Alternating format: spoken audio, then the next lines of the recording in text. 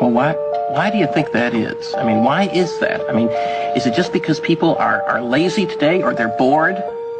I mean, are we just like bored, spoiled children who've just been lying in the bathtub all day, just playing with their plastic duck, and now they're just thinking, well, what can I do?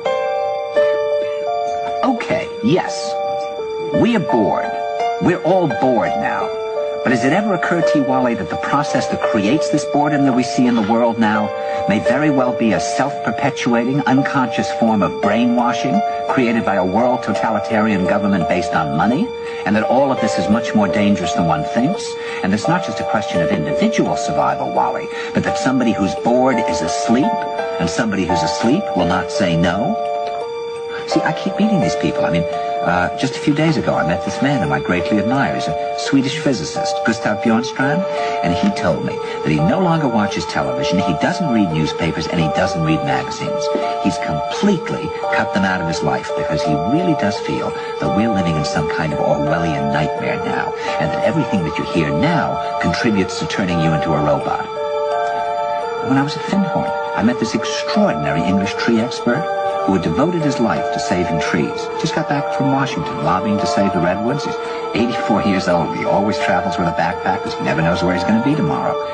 And when I met him at Findhorn, he said to me, "Where are you from?" And I said, "New York." He said, "Ah, New York, yes, that's a very interesting place. Do you know a lot of New Yorkers who keep talking about the fact that they want to leave but never do?" And I said, "Oh, yes." And he said, "Why do you think they don't leave?" I gave him different banal theories. He said, "Oh, I don't think it's that way at all." He said, "I think that New York is the new model for the new concentration camp, where the camp has been built by the inmates themselves, and the inmates are the guards, and they have this pride in this thing they've built. They've built their own prison, and so they exist in a state of schizophrenia, where they are both guards and prisoners, and as a result, they no longer have, having been lobotomized, the capacity to leave the prison they've made, or to even see it as a prison." And then he went into his pocket and he took out a seed for a tree and he said, "This is a pine tree." He put it in my hand and he said, "Escape before it's too late." See, actually for 2 or 3 years now, Chiquita and I have had this very unpleasant feeling that we really should get out. And we really feel like Jews in Germany in the late 30s. Get out of here. Of course, the problem is where to go, because it seems quite obvious that the whole world is going in the same direction.